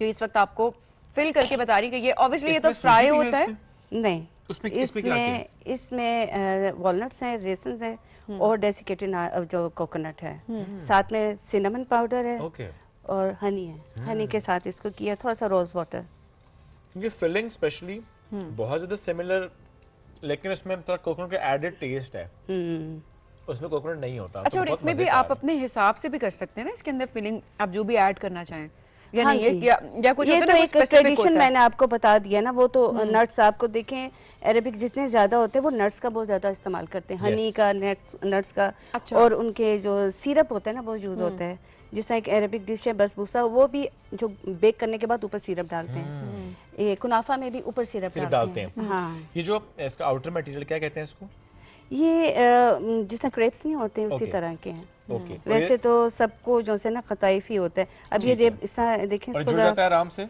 हाँ इसको थोड़ा सा ट्रिकी होता है करना पड़ता है और इसके बाद अब आपको इसको डीप फ्राई करना है फ्राई करने के बाद आपको शीरे में डिप करना है शीरे में डिप वो बहुत थिक होता है सिरप और बहुत थोड़ी देर के लिए निकालना है सो क्या ये बना के घर में पहले फ्रीज कर सकते हैं बाद में फ्राई कर लें ऐसा होता है मेरा नहीं ख्याल कि इसको फ्रेश मजे का लगता है हां सो फिर बनाने के बाद मैं रख सकते हैं कुछ अरसा हाँ बिल्कुल हाँ वो तो ठीक है आप हफ्ते तक रख सकते हैं कितनी एक्सेप्टेंस है इन डिशेस की यू नो आप काम करते हैं प्रोफेशनली हाँ देखिए जरा अरेबिक तो बहुत पसंद की जाती है बहुत ज्यादा जिस उसके जो सेवरी आइटम्स है वो भी फलाफल है, Yes. hummus Yes. बहुत Hummus बहुत ज़्यादा famous है, yes. बहुत पसंद किया। अब तो रेस्टोरेंट्स में पाकिस्तान में मंदी भी के साथ वो लाजमी ऑर्डर करते हैं लोग स्पेशली, तो वो बहुत ज्यादा पसंद करते हैं। अच्छा, आपने अगर बनाने हो तो आप दोनों हमेशा इकट्ठे ही बनाती हैं, दो डिफरेंट तरह से? जी एग्जैक्टली। अब तो अच्छा भी लगता है जब आप उसे डिस्प्ले जैम कर के रहे साथ होते भी, अब हैं। स्ट्रॉबेरी जैम के साथ भी, मतलब वो एक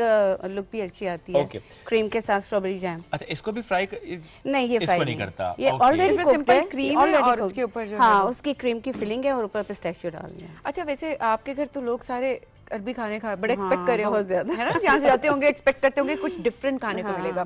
और अरेबिक जो डिशेस होती हैं बड़ी टाइम टेकिंग होती है, मतलब औरतें बड़ी प्यार से बनाती हैं। और अरबी औरतें ना ये होता है कि जिस तरह मोहल्लादारी होती है ना, 3-4 औरतें मिल जाती मिलके बनाती हैं। हाँ, मिलके। तो ये तो बड़ा जबरदस्त सारे culture है। बिल्कुल एग्जैक्टली हमारे बुला लेती ऑपोजिट है, हैं, एक बनाती है, चारों को खिलाएंगी।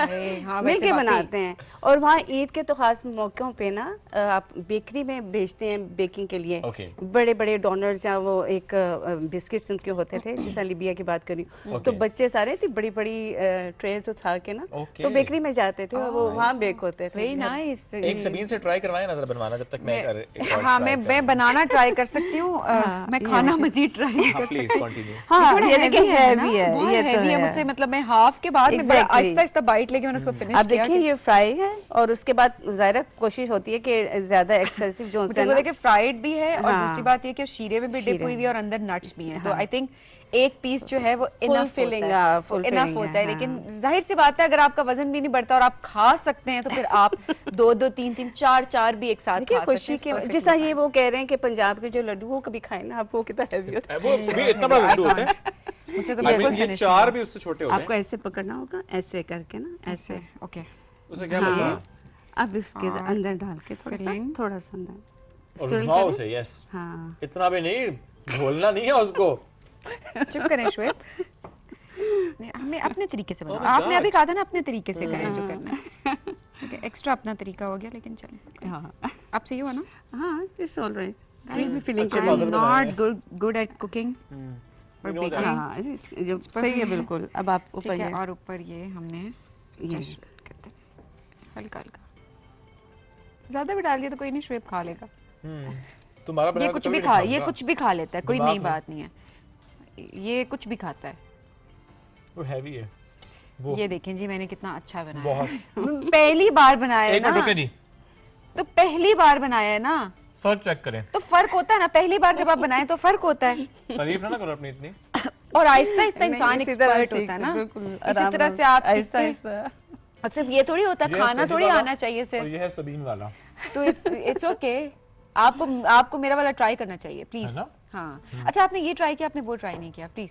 If you insist. हाँ, I do Thank you. Please. तो कि मतलब इफ यू आप कहती हैं तो फिर ठीक है, लेकिन वैसे जैसे पहले उन्होंने खाना नहीं था। अच्छा मैंने थोड़ा सा बताइएगा, आपने कैसे स्टार्ट किया यहाँ पे पाकिस्तान में आके अपना बिजनेस? पाकिस्तान में ज़रा कुकिंग तो करते थे, सब खाते थे, खासतौर पे मेरी फ्रेंड्स ना, तो उन्होंने कहा क्यों नहीं, अब बच्चे भी बड़े हो गए हैं तो अपना ट्राई करो और करो। उन्होंने ऑर्डर देने शुरू किए फ्रेंड्स ने पहले, और अल्हम्दुलिल्लाह अब तो काफ़ी सर्कल बढ़ गया है। अच्छा, और केक्स के ऑर्डर्स आते हैं, अरबिक डिलाइट्स अच्छा के आते हैं कितने दिन पहले वैसे केक्स का या अरबिक डिलाइट्स का ऑर्डर आप एक्सेप्ट करती हैं? मैंने कल एक दिया और वो बिल्कुल इमरजेंसी वाला था ऑर्डर, क्योंकि मैं ले नहीं रही थी, मैंने इधर आना था। लेकिन वो इमरजेंसी का था, फिर मैंने केक का और वो भी सुबह देना था, और सुबह वाले ऑर्डर बड़े मुश्किल होते हैं। एक दिन कितना आपका कीमती होता है, देन आई थिंक आप लोग फुल स्केड्यूल पे चलते होंगे। बिल्कुल। तो ऑनलाइन एप्स हैं वो भी बड़ा अब होम बेस्ड बिजनेसेस को सपोर्ट भी करती है, प्रॉब्ली वहाँ भी आपके लिए बहुत अपॉर्चुनिटीज होती होंगी। बच्चे सबसे ज़्यादा किस डिश की फरमाइश करते हैं? मेरे बच्चे तो किसी के लिए मैं बना रही होती ना तो कहते हैं दूसरों के लिए बनाते हैं। टाइम नहीं बचता होगा उनको। यार बहुत hummus बहुत पसंद है मेरी बेटी को, अगर वो बन जाए ना तो वो जब तक उसे खत्म नहीं हो जाना ना उसने सुकून नहीं मिलता। हालांकि जो प्रोफेशनली काम कर रहे हैं उनकी कोशिश होता है कि जरा ऑर्डर्स आ रहे होते हैं, आप तैयार करते हैं भेजने के लिए, लेकिन ये बाकी होता है कि बच्चों के ना नजरें उस तरफ होती हैं, जो ऑर्डर जा रहे हैं ना इसमें से हमें भी कुछ मिल जाए। एग्जैक्टली, वो जब जिस तरह ब्राउनीज हैं, ब्राउनीज के किनारे काट दिए तो कहते हैं हमारे लिए लेफ्ट ओवर्स होते हैं। चले आपने कहना था आपको चखने को तो मिल जाता है कम से कम फ्री में, वो भी क्यों नहीं बनाती इतना कुछ। अभी लोटस ब्राउनी बनाई हुई थी घर में, चीज केक ब्राउनी, इतना कुछ बनाया। तो मेरे ख्याल में सिनेमन रोल्स बच्चों को बनाना ही सिखा दें। क्या आपके साथ हेल्प करवाया करें? कर लेती हैं हेल्प। आप लोगों को तो बेकरी जाने की जरूरत ही नहीं पड़ती होगी, है ना? और किसी की बर्थडे है घर में ही बेक कर लिया, कहीं जाना है जैसा मुझे, लोग पहले बेकरी की तरफ भागते हैं ना, मैंने घर में बेक करके उनके लिए पूरा बनाया। फिर आप जब जाती हैं तो वो लेकर जाती हैं। देखो ज्यादा एफर्ट पुट हुई होती है, ज्यादा प्यार होता है उसके अंदर। सो ये कताइफ चैलेंज आपने ट्राई करना है, चूंकि तरकीब उन्होंने बता दी है। उसके अलावा अगर आपसे कोई और रेसिपी आपकी जानना चाहते हो लोग, तो क्या आपका पेज है, कोई आपको कंटेंट बना रही होती है? इंस्टाग्राम पे पेज है कैरामेला बाय सुमेरा के नाम से, उस पर जाकर आप देख सकते हैं जी कि और कौन कौन सी अरेबिक डिशेस हैं, कुजीन्स हैं जो कि ये यहाँ पर बनाती हैं, जो कि आप भी ट्राई कीजिए, बनाना भी ट्राई करें। यानी सिर्फ ये नहीं कि आप ऑर्डर करें खाएं, खुद भी ट्राई करें और एक्सपीरियंसेस हमसे शेयर करें। हाँ, बिल्कुल। ये बना के भी जो अपने प्यारों को अपने सबको देते हैं, और वो जो आपको एप्रिसिएशन होती है उसकी तो कोई कहते हैं ना। आई मीन देखिए फॉर एग्जांपल आप कहीं जा रहे हो, लेकर जाएं खुद बना के, तो पहला क्वेश्चन दोगे ना ये क्या है, कैसे बनाया, रेसिपी शेयर करें इसकी, तो कन्वर्सेशन बिल्ड हो जाती है इस तरह। एग्जैक्टली। समहाउ सभी आप ट्राई करेंगे ये बनाना? I know the answer is no. It's okay. Obviously. Thank you very much. I think it's not my cup of tea. Of course not. Thank you so much जी, साथ मौजूद थे। So nice to have you again. और ये बहुत ही जबरदस्त, बहुत ही मजे की डिश है। जो मैंने वो तशबीह इसलिए दी था कि जरा पंजाब में जहाँ पे वो लड्डू खाए जाते हैं वो रिलेट कर सकें, और जहाँ पे वो भी नहीं खाए गए तो वो ये ट्राई करें डायरेक्टली, क्योंकि वो लड्डू बड़ा होता है। मैंने फिर 2-3 खा ली है। मैं वही देख रही हूँ, आधी नहीं खाई सभी, आधी से थोड़ी सी ज्यादा होगी आधी से, बट मैं एक खत्म कर सकी, बड़ी ही मुश्किल से, इतना हैवी है। बट ओ गॉड, ब्रेक की तरफ बढ़ते हैं जी। मजे का बहुत था। Let's take a break, we will be right back. This is rising Pakistan.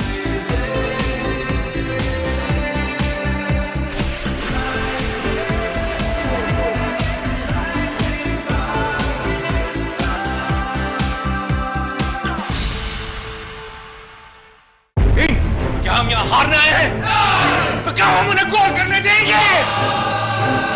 ऐसे ऐसे ऐसे ऐसे क्यों क्यों ऐसे ऐसे ऐसे ऐसे क्यों क्यों ऐसे ऐसे, क्योंकि आ गया नया लीज मैक्स, जिसके ऐसे ऐसे शुरू है मैक्स क्लच, मैक्स फ्लेवर और max taste. New Lay's Max, the ultimate potato chip experience. Uncle एक कुरकुरे। कुरकुरे ही क्यों?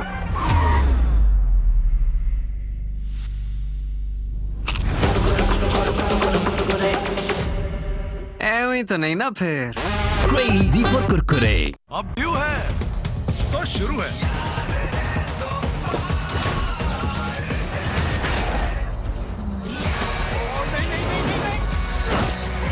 ये कमेंट, ये व्यू और ये माउंटेन ड्यू।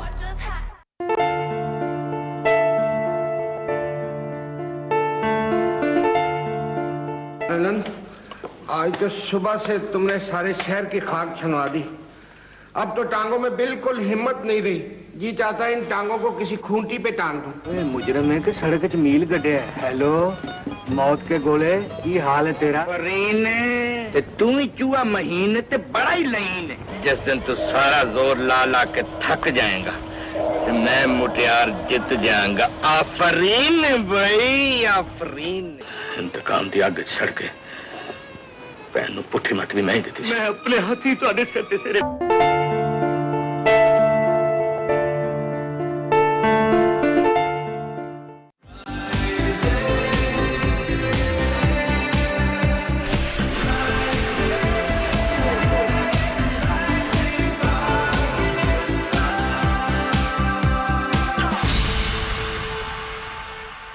वेलकम बैक जी राइजिंग पाकिस्तान में आपको कहेंगे खुश आमदीद। एक ऐसी शख्सियत से आपकी मुलाकात करवाने लगे हैं जो कि जिन्होंने इंसानियत के लिए बहुत काम किया है।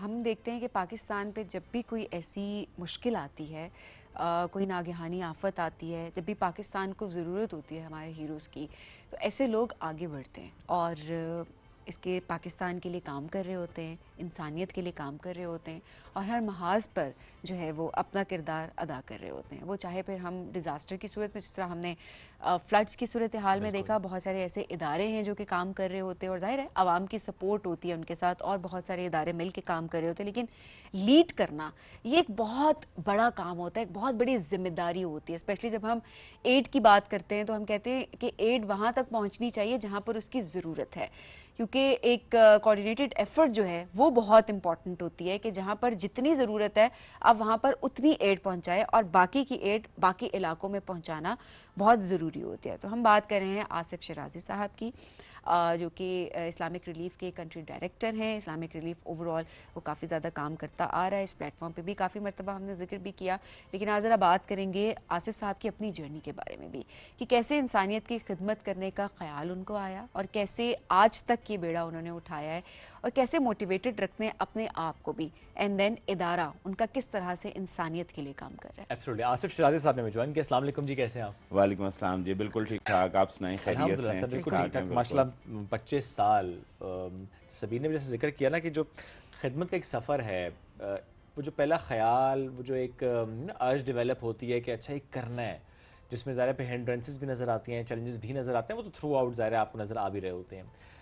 How did that begin? जी, first of all thank you very much. बहुत दोबारा आप लोगों से मुलाकात हुई। तो देखें, बात यह है कि हमारा जो मेरा अपना ज़ाती जो सफ़र है वो हम्बल बैकग्राउंड जो है वो जाए। मैं 9 इयर्स का था तो मेरे फादर का इंतकाल हो गया। तो मैंने देखा कि मेरी मदर ने किस तरह जो है वो 4 बच्चों को जो है वो पाला, तो क्या जो है वो हालात होते हैं और उसमें जो स्ट्रगल सारी उनकी देखी लाइफ में। लेकिन जो चीज़ साथ में देखता था वो ये था कि वो इस सारी स्ट्रगल के बावजूद कोई ना कोई ऐसा काम करती थी जिससे मखलूक की कोई भलाई होती थी। अपने से जो कमज़ोर कोई तबकात थे उनकी कोई सपोर्ट कर देना। छोटी सी मिसाल मैं आपको देता हूँ कि हमें याद है, हमारे पास गवर्नमेंट का फ्लैट था, मेरी मदर की गवर्नमेंट जॉब जो है वो थी, तो उसकी खिड़की में जो है ना वो चिड़ियों के लिए जो है वो चावल डाल दिया करती थी और मैं बड़ा रेगुलर उनको ला के देता था। वो कहती थी जाओ ले आओ चावल और बाजरा। तो इस तरह की जो है वो चीज़ें जो है वो देखी। फिर फैमिली के अंदर भी जो है वो भी हमने देखा कि एक पॉजिटिव जो है वो चीज़ें रही। अगरचे हम भी कोई बहुत ज़्यादा इस्टेब्लिश नहीं थे, लेकिन हमसे भी कमज़ोर जो हैं वो लोग मौजूद हैं। तो वहाँ से फिर मैं तो ये कहता हूँ कि ये सारी चीज़ें अल्लाह ताला ही की तौफीक से मुमकिन होती है, जहाँ पे अल्लाह ताला जिसको जिस काम के लिए चुनना चाहे वो चुन सकता है। मैंने तो MBA किया था, मुझे तो नहीं पता था कि ह्यूमैनिटेरियन और डेवलपमेंट सेक्टर कोई होता है। तो मैं बाई चांस जो है वो इस डेवलपमेंट सेक्टर में आ गया और मेरी फ़र्स्ट जॉब भी इस्लामिक रिलीफ की थी। तो उस वक्त जो है वो मुझे चांस मिला कि मैं बहुत सारे दूर दराज इलाकों में काम कर सकूं, मुख्तलिफ जो डिज़ास्टर्स हैं उनमें काम कर सकूं। सही। तो यहाँ से जो है ना वो मैंने वो फिर लोगों की सफरिंग जो है वो ख़ुद देखी बहुत यंग एज में। 23 ईयर्स में मैंने जो है वो अपना करियर स्टार्ट कर दिया था कि जो दूर दराज, कभी कहीं अर्थक्वेक आ रहा है, कभी कहीं फ्लड आ रहा है, तो वो लोग जो है उनकी उस वक्त सिचुएशन क्या होती है। तो शायद वो जो बहुत अर्ली एज की चीज़ें हैं वो अभी भी जहन में नक्श हैं। और जब भी कोई हम अभी भी कोई काम करते हैं, इस वक्त भी डिफरेंट पोजीशंस पे मैं रहा हूँ, मुख्तलिफ मुल्कों में रहा हूँ, तो नीयत यही होती है कि इसमें जो है जो लोग राइट होल्डर्स हैं उन तक कैसे बेनिफिट पहुँच सकता है और डिलीवरी अपनी जो काम की है वो कैसे हो सकती है। ओके, ज़बरदस्त। और थोड़ा इस्लामिक रिलीफ पे भी हम ज़रूर बात करेंगे, जिस तरीके से ज़रा वक्तन फ़वक्तन काम आप लोग कर रहे होते हैं और ज़रा प्रिपेयर्डनेस बहुत इंपॉर्टेंट होती है जी। इस वक्त कौन कौन से प्रोजेक्ट्स हैं जो कि ऑनगोइंग हैं, जिस पे आप लोग काम करें, फोकस करें इन पाकिस्तान? इस वक्त एक तो हमारा बलूचिस्तान में काफ़ी बड़ा ऑपरेशन है और स्टिल शायद हमें तो भूल गया हो बहुत सारे लोगों को कि 2022 में जो है वो एक मेगा फ्लड आया था, जिसमें 2.1 मिलियन हाउसेस जो हैं वो डिस्ट्रॉय हुए थे। अभी तक उसका रिकवरी का काम जो है कुछ जगहों पे चल रहा है। इस्लामिक रिलीफ ने तकरीबन कोई 15,000 घर बनाए थे 2024 के एंड तक बलूचिस्तान में, पूरे पाकिस्तान में। इस वक्त बलूचिस्तान में हम कोई 30,000 हाउसेस बना रहे हैं। ये हम गवर्नमेंट ऑफ बलूचिस्तान के साथ मिलकर जो है वो बना रहे हैं। उसमें कुछ काम हम कर रहे हैं, कुछ काम गवर्नमेंट ऑफ बलूचिस्तान कर रही है। इसी तरह जो है वो हमारा जो डेवलपमेंट का प्रोग्राम है, जिसके अंदर हम ज़राए रोज़गार के अंदर जो है वो काम कर रहे हैं, वो हम KPK में भी कर रहे हैं, सिंध में भी कर रहे हैं, पंजाब में भी कर रहे हैं, बलूचिस्तान में भी कर रहे हैं, और आज़ाद कश्मीर के अंदर भी हम लोग उस काम को जो है वो लेके चल रहे हैं। तो मुख्तलिफ डिस्ट्रिक्ट्स के अंदर प्रेजेंस है। कुछ क्लाइमेट चेंज जो बहुत बड़ा चैलेंज है, उसका रिज़ल्ट तो डिज़ास्टर्स की सूरत में निकलता है, चाहे वो फ्लड्स हैं, चाहे वो हीट वेव्स हैं, लेकिन उसकी कुछ मिटिगेशन के काम हैं। कुछ उसमें जैसे आप कह लें कि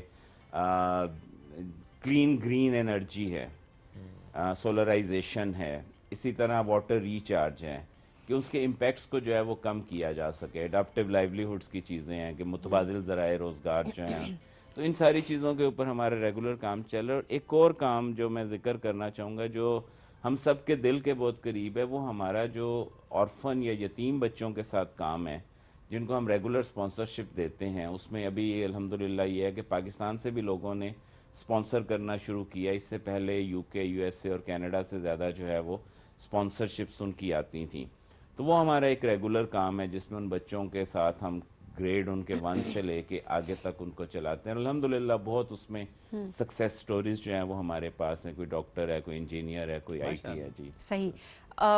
तो ये आप लोग खुद से पिक करते हैं बच्चों को, या आपसे कोऑर्डिनेट कैसे कर सकते हैं लोग, कांटेक्ट कैसे कर सकते हैं अगर कोई नीड में है इस वक्त? जी अच्छा, इसमें ये है कि इस तरह के जितने प्रोग्राम हैं वो एरिया बेस्ड प्रोग्राम होते हैं, कि हम कहते हैं हम एक एरिया सेलेक्ट कर ले और वहाँ पे काम करें। जैसे ऑर्फन्स जो हैं वो हम जो अर्बन एरियाज़ हैं उसमें ज़्यादा हमारा है, रावलपिंडी है, मुजफ्फराबाद है, मानसहरा है, बालाकोट है, इन एरियाज़ के अंदर जो है वो हमारा ऑर्फन्स का हमने क्लस्टर्स इसके बनाए हुए हैं। पेशावर का हमने रिसेंटली एक क्लस्टर बनाया है, वहाँ पे भी एक्सपेंड हो रहा है। तो इसके अंदर ये होता है कि हम देखते हैं कि किस एरिया के अंदर ऑर्फन्स की रेशो ज़्यादा है। जैसे पेशावर हमने क्यों सिलेक्ट किया, आपको याद होगा 2009, 2008, 2009 में पेशावर में बहुत ज़्यादा जो है वो टेररिज्म का शिकार था। बम धमाके बहुत ज़्यादा थे, बहुत ज़्यादा लोग जो हैं वो शहीद हुए उन धमाकों में, वो सारा। तो वहाँ पे जो है ना ऑर्फन्स की एक तादाद जो है वो काफ़ी सिग्निफिकेंट जो थी, तो हमने फिर वहाँ पे जो है वो स्टार्ट किया। इसी तरह फिर पॉवर्टी की कुछ चीज़ें हैं, उसके मुताबिक हम स्टार्ट करते हैं, लेकिन हम काम कम्युनिटी बेस्ड जो है वो सारा करते हैं। सही। तो उस हिसाब से जाहिर है आप लोगों को पिक भी कर लेते हैं। काफ़ी इदारे जो हैं वो अभी ये शिकायत करते दिखाई दे रहे हैं, उनका कंसर्न है कि फ़ंडिंग बड़ी कम हो गई है, बड़ी लिमिटेड हो रही है। स्पेशली ग्लोबल सिनेरियो भी हम देखें, उसको भी मद्देनज़र रखते हुए काफ़ी चीज़ें लिमिटेड हो गई हैं। किस तरीके से आप लोग फिर सस्टेन करने का आगे प्लान रखते हैं, और क्या वाकई ये सिचुएशन फेस कर रहे हैं आप लोग भी?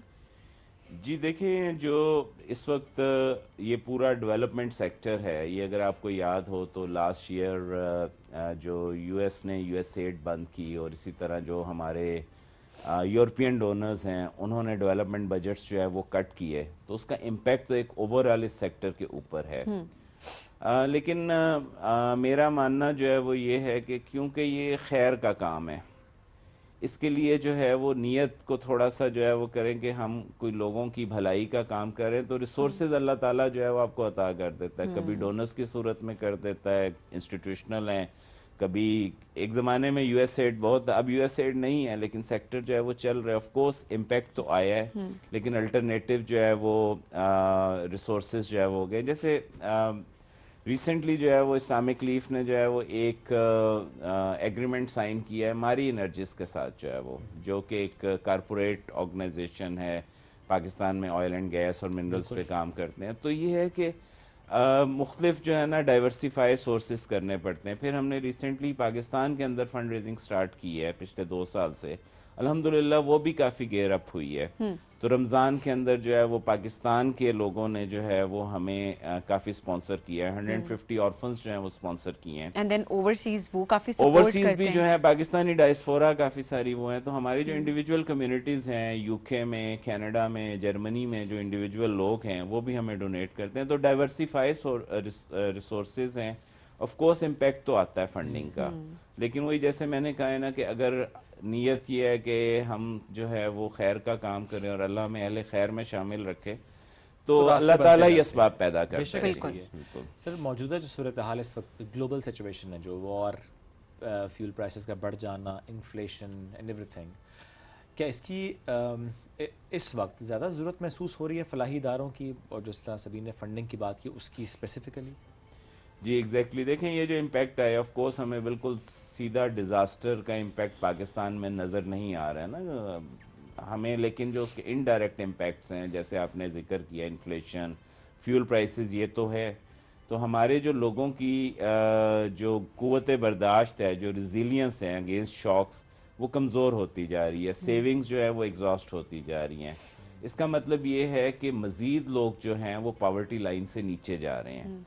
तो इनमें जो है वो उनके लिए फौरी तौर पे भी काम करने की ज़रूरत है। जैसे आप देखें कैश ट्रांसफ़र्स वगैरह के जो है प्रोग्राम होते हैं, उनकी सिलेक्शन करके, और उसके साथ साथ उनके रोज़गार के ऊपर जो है वो भी काम करने की ज़रूरत है कि उनके रोज़गार के ज़राए को जो है वो बढ़ाया जाए ताकि इनकम अपॉर्चुनिटीज़ उनके लिए जो हैं वो इम्प्रूव हो सकें। लेकिन ऑफ कोर्स ये चैलेंजिंग है। हमें तो यूजुअली नज़र आता है बड़ा सैलाब आ जाए तो डिज़ास्टर है, लेकिन ये बड़ा साइलेंट किस्म का डिज़ास्टर है और ये हो रहा है। हम सबको अपने घरों से भी पता है, अपने इर्द गिर्द के लोगों से भी हमें अंदाज़ा है कि इस वक्त जो है वो क्या सिचुएशन चल रही है। तो इस तरह के इदारों की हुकूमत के साथ मिल के बहुत ज़्यादा काम करने की ज़रूरत है। इंटीग्रेटेड एफर्ट्स नज़र आती हैं आपको? बिकॉज हमने पिछले स्पेशली 2022 के बाद से इस पर बहुत आवाज़ चूँकि उठाई है कि इदारे जो काम कर रहे होते हैं इंटरनेशनली भी नेशनली भी, वो एक सिस्टम के थ्रू, जैसे आपने अभी बलूचिस्तान का जिक्र किया था, I am so glad to hear कि आप लोग गवर्नमेंट से मिलकर वो 30,000 घर या जितने भी आप लोग घर बना रहे हैं वो काम उस पर हो रहा होता है। तो जो एक integrated efforts system, do you think कि उस पर खासा काम हुआ है और उसकी अंडरस्टैंडिंग डेवलप हुई है? काफ़ी सारी चीज़ें इम्प्रूव हुई हैं, लेकिन बड़ी इंटरेस्टिंग चीज़ शेब ये है कि आपकी एक चीज़ इम्प्रूव होती है तो कुछ चीज़ें जो है ना वो फिर ख़राब हो जाती हैं। जैसे ये सारी जब कोऑर्डिनेशन और इंटीग्रेशन नहीं होती थी तो उस वक्त जो है फंडिंग बहुत होती थी। 2022 फ्लड्स के अंदर जो फंडिंग थी वो 2010 से कम आई। अच्छा। और जो प्लेजेस हुए जनीवा में, उस दिन मैं मिनिस्टर एहसन इकबाल साहब की एक स्पीच कहीं पे सुन रहा था, तो वो कह रहे थे कि $9 बिलियन के प्लेजेस हुए थे, लेकिन जो असल में पैसे आए वो कोई 1.6 बिलियन थे जो है वो। तो एक तरफ जो है वो एड के ये सिचुएशन है या फंडिंग की ये सिचुएशन है, तो अभी जो है वो तो जो इदारे काम कर रहे हैं वो अब उस तरह नहीं है कि सैकड़ों इदारे हैं। अब बहुत ना गिने चुने इदारे रह गए हैं जो कुछ ना कुछ जो है वो सर्विसेज प्रोवाइड कर रही हैं। बहुत सारी ऑर्गेनाइजेशंस अब नहीं हैं। तो अभी जो है वो इंटीग्रेशन और कोऑर्डिनेशन इस लिहाज से काफ़ी इम्प्रूव है क्योंकि नीड ज़्यादा है और रिसोर्सेज जो है वो कम है। सही। और ओवरऑल सिस्टम्स भी इम्प्रूव हुए हैं। एनडीएमए के सिस्टम इम्प्रूव, काफ़ी सारी चीज़ें हुई हैं, उनकी लीडरशिप रोल बहुत ज़्यादा आई है, ट्रांसपेरेंसी बेहतर आई है, एआई का रोल जो है वो आया है। फिर जैसे एक नेशनल डिज़ास्टर रिस्क NDRMF है, national disaster risk management fund है, तो इस तरह के भी आए हैं। तो गवर्नमेंट ने भी चीज़ें काफ़ी वो की हैं, PDMAs हैं और अवेयरनेस बहुत ज़्यादा जो है वो आई। और जो इदारे हैं, NGOs हैं, वो भी काफ़ी जॉइंटली जो है वो मिल के काम कर रही हैं। इवन अगर आपको याद हो, सॉरी बात लंबी हो रही है, कि हमारी बहुत सारी पाकिस्तानी जो ऑर्गेनाइजेशंस हैं जो एक ज़माने में बिल्कुल कोऑर्डिनेशन सर्कल से बिल्कुल बाहर थी, अब माशाल्लाह वो लोग जो हैं वो मेन रोल प्ले कर रहे हैं। पाकिस्तानी ऑर्गेनाइजेशन, अल्हम्दुलिल्लाह इस्लामिक लीग पाकिस्तान में पाकिस्तानी ऑर्गेनाइजेशन नहीं हम अपने आप को कंसिडर करते हैं। 100% हमारा स्टाफ जो है वो नेशनल है और हम पाकिस्तान में as a national organization registered हैं। ज़बरदस्त।